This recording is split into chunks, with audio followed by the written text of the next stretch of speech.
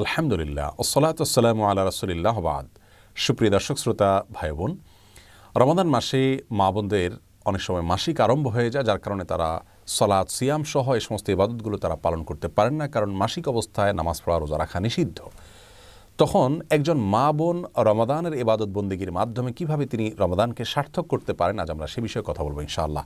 এমনকি লাইলাতুল কদরে যদি কোনো মেয়ে মানুষের মাসিক থাকে, তো মাসিক অবস্থায়ও তিনি কিভাবে কদরের রাতে ইবাদত গুজার বান্দাদের কাতারে শামিল হতে পারেন, আজ আমরা সে বিষয়ে কথা বলবো ইনশাআল্লাহ তাআলা।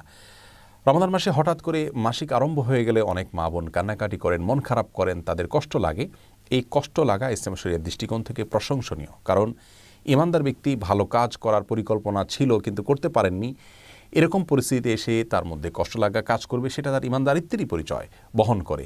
তিরমিজি বর্ণিত হাদিসে এমনটি বলেছেন নবী সাল্লাল্লাহু আলাইহি ওয়াসাল্লাম। তিনি ইরশাদ করেছেন, মান সাররাতহু হাসানাতুহু ওয়া সাআতহু সাইয়্যাতুহু ফাহুয়াল মুমিন। যে ব্যক্তির ভালো কাজ তাকে আনন্দ দেয় আর তার মন্দ কাজ হয়ে গেলে, ভুল কিছু হয়ে গেলে পরবর্তীতে তার কষ্ট লাগা কাজ করে, এই ব্যক্তি তো ইমানদার, এটাই তো ইমানদারিত্বের পরিচয়।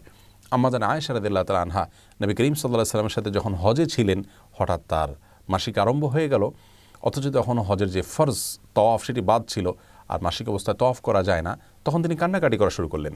নবী করিম সাল্লাল্লাহু আলাইহি সাল্লাম তাকে সান্ত্বনা দিলেন যে আল্লাহ তাআলা ফয়সালাকে মেনে নেওয়া এটাও একটা ইবাদত, এবং আর বিকল্প তিনি কী কী কাজ করতে পারেন সেগুলো তাকে পরামর্শ দিলেন। অতএব মুসলিম মেয়েদের মধ্যে ইবাদত করতে না পারার কষ্ট এবং দুঃখবোধ তাদের ভিতরে যদি থাকে, জাগ্রত হয়, তাহলে সেটি প্রশংসনীয়, সেটি নিন্দনীয় নয়। তবে সেটি যদি হাউতাসের পর্যায়ে চলে যায়, ভৎসনার পর্যায়ে চলে যায়, তাহলে কিন্তু আবার সেটি গুনাহে পর্যবসিত হতে পারে। সাধারণ দুঃখ লাগা বা কষ্ট লাগা এটা হতেই পারে, বরং ভালো। একজন ঋতুবতী নারী রমাদান মাসে ঋতু অবস্থায়ও যেভাবে তার ওই সময়টাকে তিনি সফল এবং সার্থক সময় হিসাবে কাটাতে পারেন এবং রূপান্তর করতে পারেন, তার জন্য আমরা কয়েকটি পরামর্শ দিতে চাই।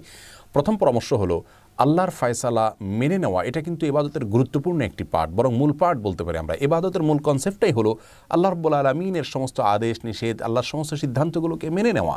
অতএব আপনাকে আল্লাহ রাব্বুল আলামিন মাসিক দিয়েছেন, অসুস্থতা দিয়েছেন, শারীরিক দুর্বলতা দিয়েছেন, আল্লাহর এই ফয়সালাকে যদি আপনি হাসি মুখে বরণ করে নেন, তাহলে এটা কিন্তু একটা বড় ধরনের ইবাদত হয়ে যাচ্ছে। বিধায় সেটিকে আমাদের মাথায় রাখতে হবে, এবং সেই সাথে এও মনে রাখতে হবে যে নবী সাল্লাল্লাহু আলাইহি ওয়াসাল্লাম ইরশাদ করেছেন, কোনো ব্যক্তি যদি সুস্থ অবস্থায় কোনো ইবাদত করে থাকে, হঠাৎ তিনি অসুস্থ হয়ে যান, যেটা তার হাতে নয়, এমন কিছু সমস্যা চলে আসে, তখন সুস্থ স্বাভাবিক অবস্থায় তিনি যে ইবাদতবন্দি করতেন, অসুস্থ এবং অস্বাভাবিক পরিস্থিতিতে পড়ার কারণে যে ইবাদত করতে পারছেন না, আল্লাহ তাআলা তাকে স্বাভাবিক অবস্থায় যে ইবাদত করতেন সেরকম সওয়াব দান করবেন। অতএব মন খারাপ করবার মতো বিষয় নয়, এবং অস্থির হয়ে ব্যাকুল হওয়ার বা ভৎসনা করার মতো বিষয় নয়, বরং সবর করতে হবে, আল্লাহর ফয়সালাকে মেনে নিতে হবে। দ্বিতীয় পরামর্শ হলো, নবী রাসূলুল্লাহ সাল্লাল্লাহু আলাইহি ওয়াসাল্লাম বলেছেন, মান হাম্মা বিহাসানাতিন ফালাম ইয়ামালহা। যে ব্যক্তি কোনো ভালো কাজ করার প্রতিজ্ঞা করেছে, প্ল্যান করেছে, কিন্তু করতে পারল না, ফালাহু বিহা হাসানা, তাহলে সে যে ভালো নিয়ত করেছিল এই জন্য তিনি কিন্তু সওয়াব পেয়ে যাবেন। অতএব মা বোনরা ইবাদত বন্দেগীর প্ল্যান আগে থেকে করে থাকলে ইনশাআল্লাহ সে অনুযায়ী তারা সওয়াব পাবেন, মন খারাপ করার কোনো কিছু নেই। তৃতীয়ত গুরুত্বপূর্ণ একটি বিষয়, তা হলো নবী সাল্লাল্লাহু আলাইহি ওয়াসাল্লাম বলেছেন, মান দাল্লা ইলা খাইরিন ওয়া আলা খাইরিন ফালাহু মিসলু আজরি ফাইলিহি। যে ব্যক্তি কোনো ভালো কাজের পথ দেখাবে, সে ব্যক্তি ভালো কাজ সম্পাদনকারী ব্যক্তিদের সমপরিমাণ সওয়াব পাবেন। মা বোনদেরকে আমরা বলবো যে আপনি নামাজ পড়তে পারছেন না, রোজা রাখতে পারছেন না, কিন্তু পুরুষদের রোজা রাখতে আপনি হেল্প করছেন, তাদের সাহর ইফতারের ব্যবস্থা করছেন, আপনি তাদেরকে সাহরি খেতে ডেকে দিচ্ছেন, রোজা রাখার জন্য সন্তানদেরকে উদ্বুদ্ধ করছেন, নামাজের জন্য তাদেরকে ডেকে দিচ্ছেন, জামাতে শামিল হওয়ার জন্য তাদেরকে সাহায্য করছেন, সময় অনুযায়ী তাদেরকে স্মরণ করিয়ে দিচ্ছেন। এই যে বিষয়গুলো, এগুলোর মাধ্যমে কিন্তু আপনি তাদের সমপরিমাণ সওয়াব হুবহু আপনি লাভ করতে পারেন। সেই সাথে কিছু ইবাদত আছে যে ইবাদতগুলো আসলে সাধারণ অবস্থায় আমার দ্বারা করা হয়ে ওঠে না, এমনকি পুরুষরাও, আপনার বাসার পুরুষরাও হয়তো করতে পারছেন না, সেই ইবাদতগুলোকে আপনি টার্গেট করুন করে মাসিক অবস্থায় সেগুলো করুন, তাহলে পুরুষদেরকেও আপনি পিছনে ফেলে সামনে অগ্রসর হয়ে যেতে পারেন। যেমন আত্মীয় স্বজনের হক আদায় করা, বিভিন্ন সময়ের যে জিকিরগুলো আছে, রাতে শোয়ার যে দোয়া আছে, জিকির আছে, সকাল সন্ধ্যার দোয়া জিকির আছে, শুক্রবার দুরুদের আমল আছে, এরকম আরও অনেক আমল আছে যে আমলগুলো স্বাভাবিক সময় আপনি যা করেন, এই সময়টাতে এই সুযোগে আপনার সালাত সিয়ামের দায় নেই, জিম্মাদারি নেই, সেই জায়গা থেকে আপনি আরও বেশি করে এগুলো করতে পারেন। তাহলে ইনশাআল্লাহ আপনার এই মাসিকের সময়টাকে আপনি বরং আরও সফল সময় হিসাবে রূপান্তর করতে পারেন, পরিবর্তিত করতে পারেন।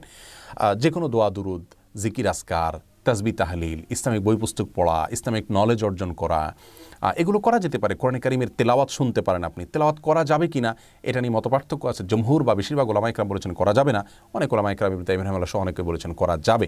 তো কোরআন তেলাওয়াত আপনি না করলেও কোরআন তেলাওয়াত শুনতে পারছেন, অন্যের তেলাওয়াত শুনলে সমপরিমাণ সওয়াব পাচ্ছেন। সেই সাথে আপনি অভিনব এবং ভিন্নতর যে ইবাদতগুলো অন্য সময় করার সুযোগ হয় না, সেগুলো এই সময় আরও বেশি করে আপনি করার স্কোপ পাচ্ছেন, সেটাকে আপনি সর্বোচ্চ ভালোভাবে কাজে লাগাবেন। অনেক মা বোন মাসিক বন্ধ হওয়ার ঔষধ নিয়ে মাসিক বন্ধ করেন যাতে বাদবন্দি করতে পারেন। এটি জায়েজ আছে কিনা? এটার উত্তর হলো যে যদি এতে শারীরিক কোনো ক্ষতির দিক না থাকে এবং কোনো প্রকার পার্শ্ব প্রতিক্রিয়া না থাকে তাহলে এটি জায়েজ আছে, তিনি এভাবে ইবাদত করতে পারেন। তবে স্বাভাবিক অবস্থার উপরে ছেড়ে দিতে পারলে সেটা উত্তম হয়। মনে রাখবেন, নিজের মনের খেদ মেটানোটা ইবাদত নয়, আল্লাহর ফায়সালাকে মেনে নেওয়াটা কিন্তু হলো ইবাদতের মূল বিষয়। অতএব ঔষধ সেবন করে আপনি মাসিক বন্ধ করতে পারেন যদি শারীরিক কোনো ক্ষতির সম্ভাবনা না থাকে, কোনো পার্শ্ব প্রতিক্রিয়া না থাকে। আর যদি পার্শ্ব প্রতিক্রিয়া থাকে তাহলে এমনটি করা জায়েজ হবে না। আল্লাহ তাআলা আমাদের সকলকে ইবাদত বন্দেগীতে প্রতিযোগিতামূলকভাবে অগ্রসর হওয়ার তৌফিক দান